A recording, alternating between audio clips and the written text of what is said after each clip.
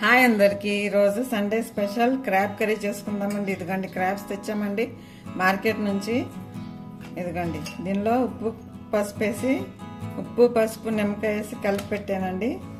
ఇది కొంచెం మ్యారినేట్ చేశానండి, పక్కన పెట్టుకుందాం. క్రాబ్ కర్రీ అంటే ఎవరెవరికి ఇష్టమో కామెంట్ సెక్షన్లో కామెంట్ చేయండి. చాలా ఇష్టంగా తింటామండి క్రాబ్ కర్రీ. క్రాబ్లో చాలా కాల్షియం ఉంటుందండి. స్పెషల్ అప్పుడప్పుడు స్పెషల్గా తెచ్చుకుని క్రాబ్ కర్రీ చేసుకోవచ్చు. చాలా సూపర్గా ఉంటుంది.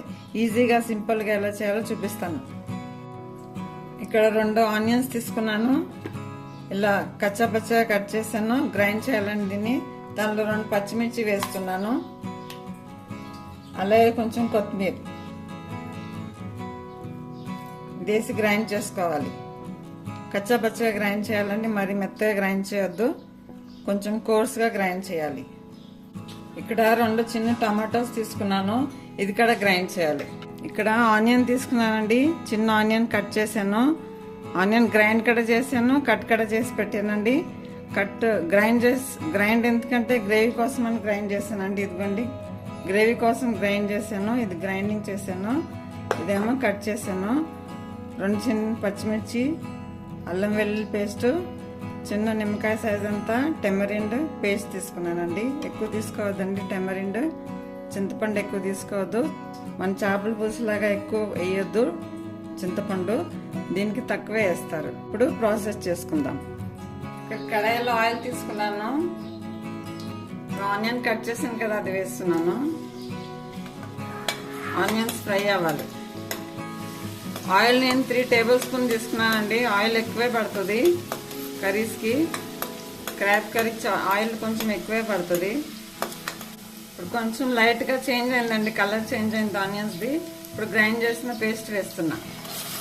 ఆనియన్, కొత్తిమీర, పచ్చిమిర్చి గ్రైండ్ చేసాను కదా, ఆ పేస్ట్ వేసాను.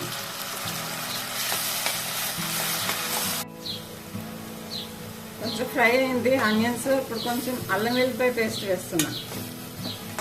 పెద్ద స్పూన్ అల్లం వెల్లుల్లి పేస్ట్. ఇక్కడ ఆనియన్ ఫ్రై అయింది. ఇప్పుడు టమాటా గ్రైండ్ చేసాను కదా, 2 చిన్న టమాటోస్, అది వేస్తున్నా. ఈ టమాటోస్ ఆనియన్ మంచిగా ఫ్రై అవ్వాలి. ఆయిల్ సెపరేట్ అయ్యే వరకే ఫ్రై చేసుకోవాలి. టమాటోస్ ఇంకా ఆనియన్ కొంచెం ఫ్రై అయిందండి. ఇప్పుడు కరివేపాకు వేస్తున్నాను. అలాగే సాల్ట్ కూడా వేస్తున్నాను. సాల్ట్ ఆల్రెడీ మనం పెత్తలు కడిగినప్పుడు వేసానండి. ఇప్పుడు కొంచెం లైట్గా వేస్తున్నాను. ఇది మొత్తం ఇంకా మంచిగా ఫ్రై అవ్వాలి.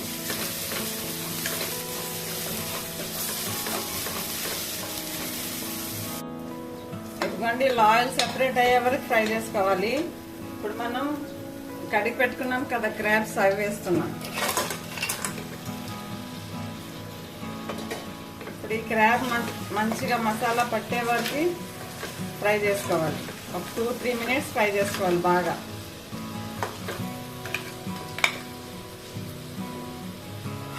దీనిలోనే చిన్న చిన్న కాళ్ళు తీసానండి, పక్కన పెట్టాను. ఇది కొంచెం స్మాష్ చేశాను, దీంతో ఇలా కొట్టానండి, కొంచెం స్మాష్ చేశాను. ఇది కూడా చాలా బాగుంటాయండి.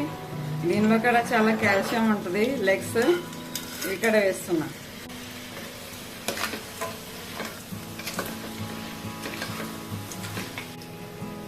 కారం 2 స్పూన్స్, ధనియాల పొడి 1 స్పూన్ ఫుల్. ఇది మొత్తం మంచిగా ఫ్రై చేసుకోవాలి. ఎందుకంటే ఫ్రై అవుతుందండి 1 మినిట్ నుంచి. ఇప్పుడు దీనిలో కొంచెం గరం మసాలా వేస్తున్నా, 1/2 టీ స్పూన్ గరం మసాలా. ఇంకా 1 మినిట్ ఫ్రై చేసుకుంటాను. ఎందుకంటే ఇలా మసాలా మొత్తం పట్టేలాగా ఉడికించుకోవాలండి 2-3 మినిట్స్. ఇప్పుడు దీనిలో కొంచెం వాటర్ వేసుకుందాం. మనం తీసుకుని పెట్టుకున్నాం కదా టెమరిన్ పల్పు, అది కొంచెం వేస్తున్నానండి.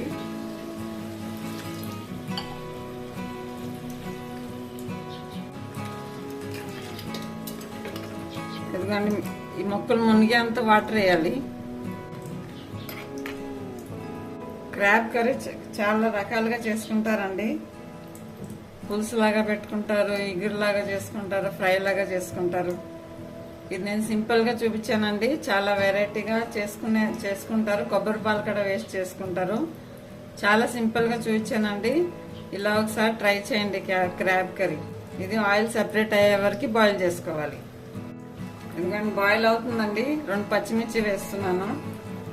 మీకు ఎంత పులుసు కావాలో దాన్ని బట్టి చూసుకుని వేసుకోండి వాటర్. ఎందుకంటే దీనిలోంచి వాటర్ కూడా ఇంకా రిలీజ్ అవుతుంది. ఈ క్రాబ్స్ ఉడికే కొంది కొంచెం వాటర్ కూడా రిలీజ్ అవుతుంది. అందుకని వాటర్ కొంచెం తక్కువ వేసుకోండి. ఎందుకండి క్రాబ్ కర్రీ రెడీ అయిపోయిందండి. ఆయిల్ కూడా సెపరేట్ అయింది చూడండి. ఆయిల్ పైకి తేలుతుంది కదా, ఇంతవరకు ఉడికించుకోవాలండి. ఇప్పుడు స్టవ్ ఆఫ్ చేస్తున్నాను. కొత్తిమీర వేస్తున్నాను. స్టవ్ ఆఫ్ చేసి 10 మినిట్స్ తర్వాత సర్వ్ చేసుకుందాం.